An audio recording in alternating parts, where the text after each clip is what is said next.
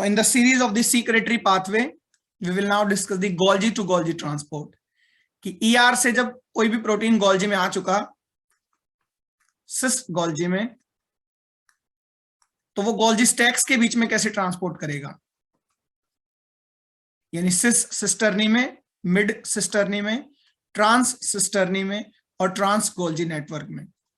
ये जो गोल्जी के 5 स्टैक हैं, इनमें प्रोटीन कैसे ट्रांसपोर्ट करेगा ये हम पढ़ेंगे। तो इसके लिए साइंटिस्ट की 2 हाइपोथेसिस हैं। एग्जैक्ट मैकेनिज्म क्या है इसके ऊपर जो है कॉन्ट्राडिक्टरी अलग अलग 2 स्टेटमेंट हैं। कुछ साइंटिस्ट मानते हैं कि मैकेनिज्म अलग है, कुछ का मानना अलग है। तो वो 2 जो मैकेनिज्म है जो आपस में अपोजिट हैं, एक कहलाता है सिस्टर्नी मैचुरेशन मॉडल, जो ज्यादा एक्सेप्टेड है, और दूसरा कहलाता है simple vesicular transport, vesicular transport mechanism. Both the models are for the proteins. कैसे प्रोटीन गोल्जी टू गोल्जी जाएंगे? ईआर से सिस गोल्जी तक तो कोप 2 वेसिकल्स में आ ही गए थे, फिर सिस गोल्जी में प्रोटीन आ चुका था, वो प्रोटीन जो कभी रफ एंडोप्लाज्मिक रेटिकुलम पर बना था, जिसे हम सीक्रेटरी प्रोटीन कहते हैं, जो पूरा सीक्रेटरी पाथवे से ही अपने टारगेट लोकेशन पर जाएगा। लेकिन टारगेट लोकेशन पर भेजेगा टीजीएन, ट्रांस गोल्जी नेटवर्क। तो ट्रांस गोल्जी नेटवर्क तक पहुंचने के लिए भी उसको गोल्जी टू गोल्जी, गोल्जी को भी सॉर्टिंग करनी पड़ती है। तो वेसिकुलर ट्रांसपोर्ट मैकेनिज्म में पहले बताता हूं, जो कि सिंपलेस्ट है दिखने में भी और समझने में भी। इसमें होता क्या है कि माना जाता है कि कोप 1 वेसिकल्स, वेसिकल हम पीछे भी पढ़ते आए हैं कि यहां पर कोप 1 होंगे। जैसे गोल्जी से यार जाने में भी कोप 1 वेसिकल होते थे, उसमें हमने पढ़ा भी था कि वेसिकल बनता कैसे, सेम ऐसे यहां पर भी वेसिकल बनेगा। सिस गोल्जी उस प्रोटीन को जो ईआर से आया उसको पैक करेगा वेसिकल में, वो वेसिकल होगा कोप 1। और अगले स्टैक ऑफ गोल्जी को, अगला स्टैक क्या है? सिस गोल्जी से अगला स्टैक सिस सिस्टर्नी है, उसको कोप 1 वेसिकल में पैक करके और ये प्रोटीन को दे देगा। फिर ये वेसिकल इस मेम्ब्रेन में फ्यूज हो जाएगा। फ्यूज होने के बाद यहां वो प्रोटीन आ गया, फिर सिस सिस्टर्नी उसको मिड सिस्टर्नी को दे देगा, अगेन कोप 1 वेसिकल में पैक करके, और फिर अगेन जो मिड सिस्टर्नी वो उसको फ्यूज कर लेगा। फिर ये एक नया वेसिकल बनाएगा, उस नए वेसिकल से जो है अगेन ट्रांस सिस्टर्नी पर वो फ्यूज होगा। ट्रांस सिस्टर्नी में वो प्रोटीन आया, एक नया वेसिकल बनेगा, और फिर वो वेसिकल फ्यूज आ जाएगा ट्रांस गोल्जी नेटवर्क पर, जहां जाकर फाइनली प्रोटीन पहुंच गया। तो ये जो डायरेक्शन है ये फॉरवर्ड डायरेक्शन, और फॉरवर्ड डायरेक्शन को आप जानते हैं हम कहते हैं एंटेरोग्रेड। तो according to the vesicular transport mechanism, the secretory protein which is to be transported started rather from RER, वहां से शुरू हुआ था, फिर कोप 2 से गोल्जी में आया, गोल्जी से सिस गोल्जी में, सिस गोल्जी ने उसको, अब क्योंकि गोल्जी ट्रांसपोर्ट है तो उसको कोप 1 प्रोटीन से कोट करके या कोप 1 कोटेड वेसिकल्स में कोट करके एंटेरोग्रेड डायरेक्शन में भेजा। तो ये एक बेसिक सा मैकेनिज्म है जो समझने में भी बहुत आसान है कि एक गोल्जी स्टैक ने दूसरे गोल्जी स्टैक को प्रोटीन्स जो है वो भेज दिए। यहां गोल्जी स्टैक डायनेमिक नहीं है, ठीक है, नो डायनेमिक गोल्जी। गोल्जी के स्टैक फिक्स है इस मॉडल में। जहां सिस गोल्जी है वो परमानेंट सिस गोल्जी ही है। सिस गोल्जी अपना कंटेंट सिस सिस्टर्नी को कोप 1 से भेज रहा है। लेकिन हम बात करते हैं दूसरे मॉडल की, सीरियल नंबर के अकॉर्डिंग पहला model cisternae maturation model. Cisternae maturation model क्या कहता है कि ये मान लीजिए है ईआर का फेस, ईआर से वेसिकल्स आ रहे हैं, ये है सिस गोल्जी,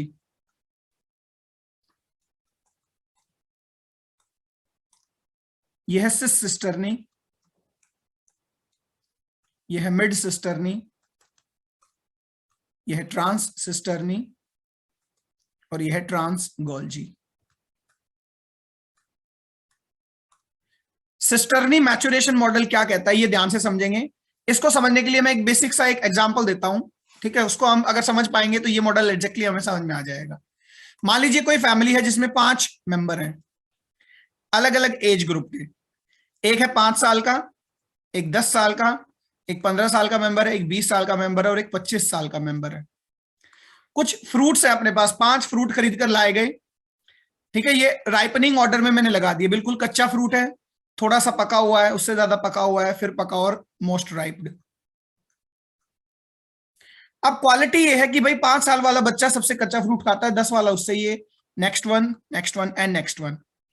कल को एक नया फ्रूट आ जाए अब नया आएगा इसका मतलब वो कच्चा आएगा, समझिए इस चीज को। एक नया फ्रूट आ गया, अब ये सबसे ज्यादा कच्चा फ्रूट है फिलहाल, तो 5 साल वाला बच्चा इस फ्रूट को छोड़कर इस पर शिफ्ट कर जाएगा, और वो जो फ्रूट उसने छोड़ दिया वो कुछ तो मैच्योर होगा ना, थोड़ा तो राइप होगा, तो वो इतना राइप हो गया कि उसको अब 10 साल वाले खाने लगा। फिर उससे अगला जिसको पहले 10 वाला खा रहा था वो थोड़ा मैच्योर हो गया, वो फ्रूट राइप हो गया, तो उसको 15 वाला खाने लगा। जो पहले 15 वाला खा रहा था वो थोड़ा और पका, तो 20 वाले ने 15 वाले को खाना शुरू कर दिया। और जब 20 वाला जो खा रहा था वो भी तो थोड़ा पकेगा, तो 25 वाले ने उसको खाना शुरू कर दिया। जो सबसे ज्यादा पका हुआ फ्रूट ऑलरेडी जो 25 साल वाला पर्सन खा रहा था वो खराब हो चुका है, या हम कहेंगे कहीं चला गया, अब वो प्योर राइप हो चुका है, इसको कोई नहीं खा सकता, या हो सकता है ओवर राइपन हो गया तो खराब हो गया। सबने अपनी पोजीशन चेंज कर ली। एक नया कच्चा फ्रूट देकर 5 साल वाला जो मेंबर है उसने अपने पुराने मेंबर को छोड़कर नए कच्चे पर हाथ डाला कि मैं इसको खाऊंगा, तो एग्जैक्टली पोजीशन चेंज करी उस पर्सन ने। सिमिलरली यहां देखिए क्या होगा, ई आर से जैसे ही नए वेसिकल्स आ रहे हैं, ये एक बहुत बेस्ट एग्जांपल था, इससे आप समझ पाएंगे, अदरवाइज इसको रिलेट कर नहीं पाते मे बी। तो ई आर जो है इससे एक नया वेसिकल बना,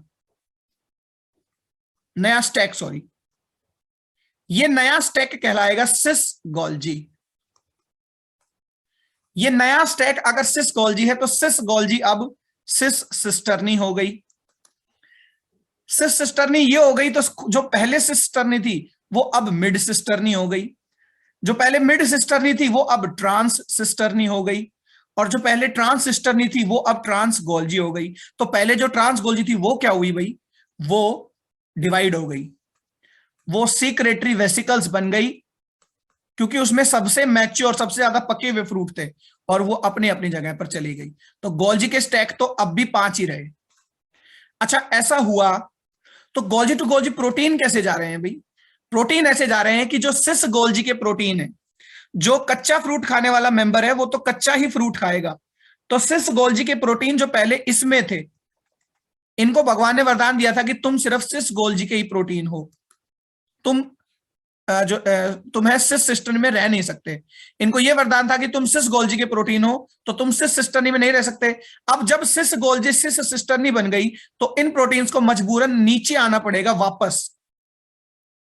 जो सिस सिस्टर्नी के प्रोटीन थे उनको भी यही वरदान था कि वो तो सिस सिस्टर्नी के हैं। अब जब ये मिड बन गई तो नई सिस सिस्टर्नी वो बनी थी, वो उसमें चले जाएंगे। तो ऐसे करके इनके प्रोटीन जो ऑलरेडी इनके अंदर है वो अपोजिट डायरेक्शन में आने लगते हैं। तो देखो ऐसे समझो, ई आर, सिस गोल्जी और ट्रांस गोल्जी नेटवर्क, बीच में 3 स्टैक। अब क्योंकि नया सिस गोल्जी आ गया तो इस सिस गोल्जी के प्रोटीन मजबूरन इसमें आए, क्योंकि सिस गोल्जी तभी तो ये कहलाएगा जब इसके पास इसके प्रोटीन्स भी हो। तो सारे प्रोटीन वापस डायरेक्शन, वहां तो देखो एक स्टैक फिक्स था, एंटेरोग्रेड थी, यहां रेट्रोग्रेड डायरेक्शन में वापस आना शुरू होते हैं। अच्छा कौन से प्रोटीन, सिर्फ वो प्रोटीन जो उनके रेजिडेंट प्रोटीन्स हैं। तो ये जब वापस आते हैं तो ये वापस सेम कोटिंग कोप 1 में ही आएंगे।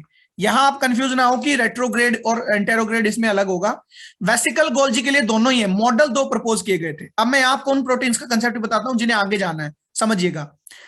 आगे कैसे जा पाएगा भाई, हमें तो ईआर से प्रोटीन जो सीक्रेटरी प्रोटीन था उसको ट्रांस गोल्जी तक पहुंचाना है। मैं इसको अभी फॉरवर्ड में ड्रॉ करता हूं एक बार दोबारा, ठीक है, मैचुरेशन मॉडल को। ये ईआर है, ये सिस गोल्जी है, और अच्छे से कंसेप्ट क्लियर हो पाएगा। ये सिस सिस्टर्नी है, ये मिड सिस्टर्नी है, ये ट्रांस सिस्टर्नी है, और ये ट्रांस गोल्जी नेटवर्क है। प्रोटीन चला यहां से कोप 2 वेसिकल्स। कोप 2 वेसिकल्स सिस गोल्जी में जाकर फ्यूज नहीं हो रहे, वो एक नई सिस गोल्जी बना दे रहे हैं सारे प्रोटीन। अब भाई सिस गोल्जी ये नई बन गई तो पुरानी सिस गोल्जी के प्रोटीन अपोजिट डायरेक्शन में इसमें आ गए, और इस नई सिस गोल्जी में मैं एक कलर कोड चूज करता हूं, ब्लैक कलर, ईआर से आए हुए प्रोटीन्स के लिए। ये ईआर से आए हुए प्रोटीन्स हैं, ठीक है।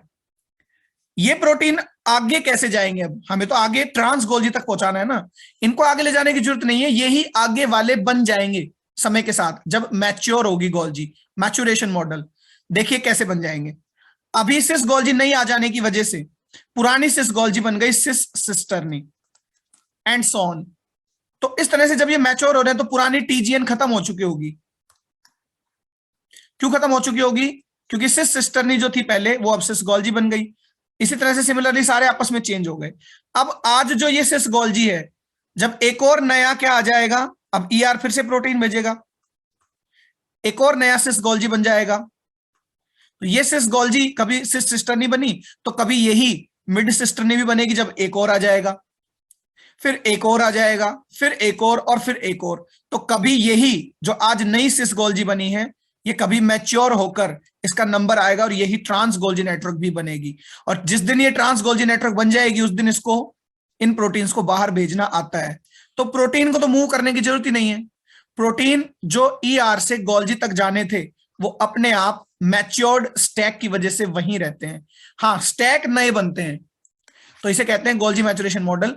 और वो प्रोटीन जिनको आदत ही सिस गोल्जी में रहने की थी, तो जब नया सिस गोल्जी बना तो वो उसको छोड़कर वापस आते हैं। तो ये अपोजिट डायरेक्शन में गोल्जी के ट्रांसपोर्ट का, प्रोटीन्स का ट्रांसपोर्ट होता है। इसे हम रेट्रोग्रेड कहते हैं केवल गोल्जी के लिए, और ये भी कोप 1 वेसिकल्स से ही होता है। और जो ईआर से आगे जाने वाले प्रोटीन है वो हर बार एक नया गोल्जी बनाते रहेंगे, तो वो ऑटोमेटिकली फॉरवर्ड मूव कर रहे हैं बिना किसी वेसिकल्स के। तो एक तो ये मॉडल है, और दूसरा सिंपलेस्ट मॉडल जो हम समझ ही सकते हैं, ईआर से सिस गोल्जी, सिस सिस्टर्नी, ऐसे जो ईआर से प्रोटीन आया वो यहां, वो यहां, वो यहां, और कोप 1 में पैक होके। तो ये दो मॉडल होते हैं गोल्जी सॉर्टिंग के विद इन द गोल्जी, कि गोल्जी टू गोल्जी प्रोटीन कैसे जाता है।